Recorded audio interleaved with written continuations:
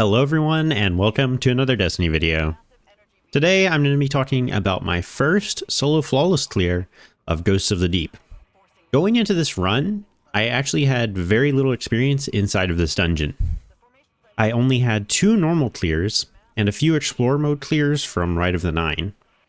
So I expected that I would need to do a few practice runs, especially because Ghosts is generally considered to be one of the harder dungeons to solo flawless. The run that you're seeing right now is my first attempt, and my expectations were low. I figured there was a good chance of me dying in either one of the boss fights, but if that happened, I would keep going in order to get the solo clear and solo flawless practice. Surprisingly though, I ended up getting the solo flawless clear on my first try. But because I was sure I would end up dying at some point, I wasn't commentating. So instead of just letting my run play out with no commentary, I've edited it down and I'm going to be talking about my experience throughout the dungeon. I used Solar Titan for the entirety of this run. Even though I've been using Titan to get all these solo flawless clears lately, I still wouldn't call myself a Titan main. I just think Titan is generally really good right now, especially for solo content. Arc Titan would also probably do really well in this dungeon, especially on the final boss, but I'm just more comfortable in Solar, and I think it's slightly easier to play. The first encounter in Ghosts of the Deep is pretty mid. It feels like it just drags on for a little too long, and that's a common theme throughout this dungeon. I wish there was a way to speed this encounter up if you were running with a full fire team, because, while I don't mind solo stuff taking a while, the fact that this encounter doesn't really get faster with more people is kind of unfortunate. This encounter is very easy, so there's really not much to talk about here in terms of strategy or loadouts. The first transition in this dungeon is oddly long. I don't mind the underwater traversal, but it feels like they just kept adding additional rooms to this section for some reason. Due to my lack of experience in here, I was a little worried that I might be at risk of dying in the underwater areas, but when you're running solo, it feels like you have a surplus of air bubbles, so if you mess up your movement or take a wrong turn, it's really not that big of a deal. After that excessively long traversal, we get to Ekthar, and this is where things get serious. I think the Ekthar fight is easily the best encounter in the dungeon, and I think it's a pretty solid dungeon encounter overall. I think the way that the underwater movement is implemented into this fight actually creates a unique challenge, whereas in the Simuma fight, the underwater sections in the arena were seemingly just put there to slow you down.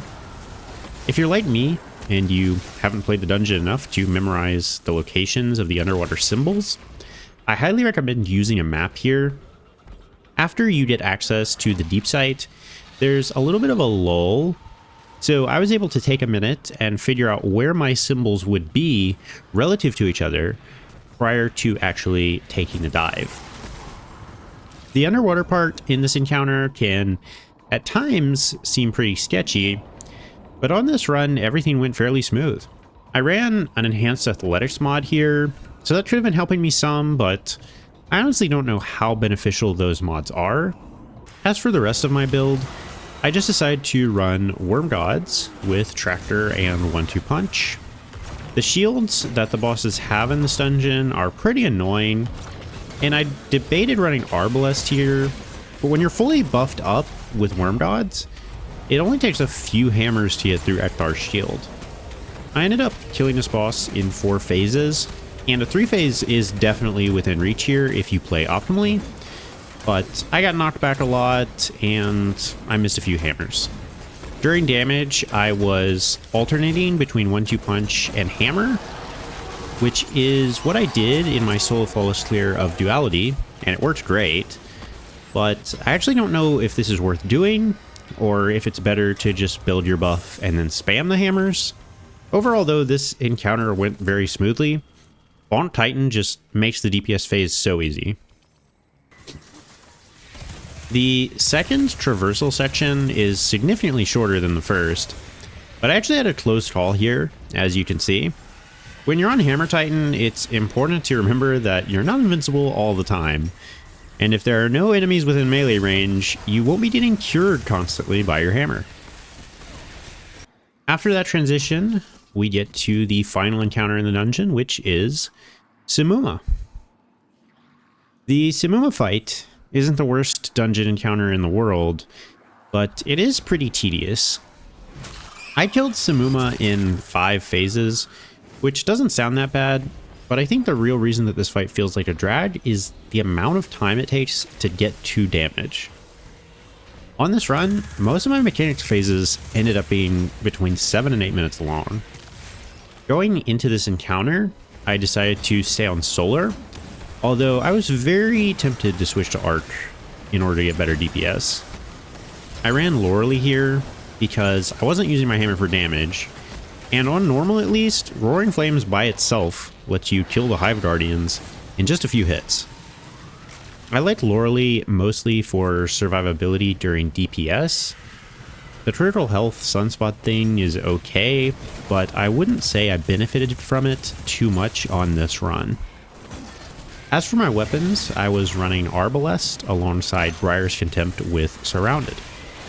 Surrounded deals a ton of damage, and it's not too hard to proc in this encounter, but I feel like my uptime ended up being only like 60 to 70%.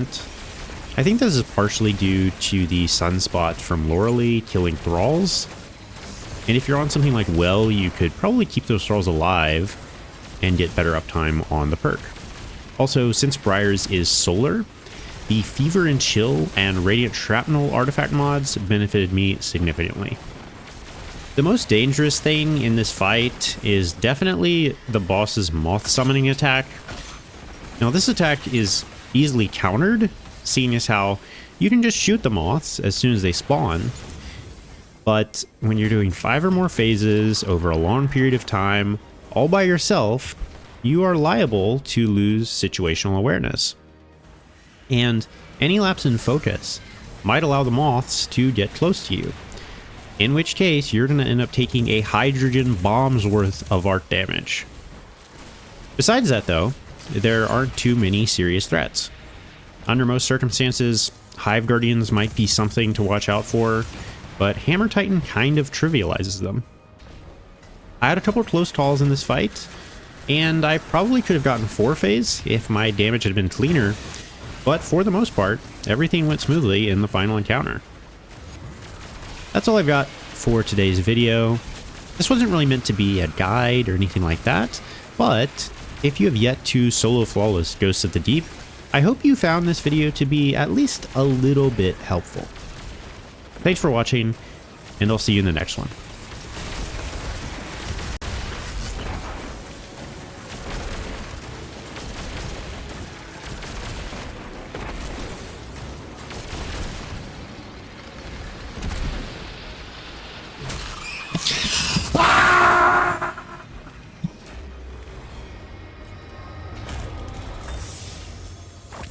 Picking you up again. The signal's clearing and I'm receiving your ghost's feed of...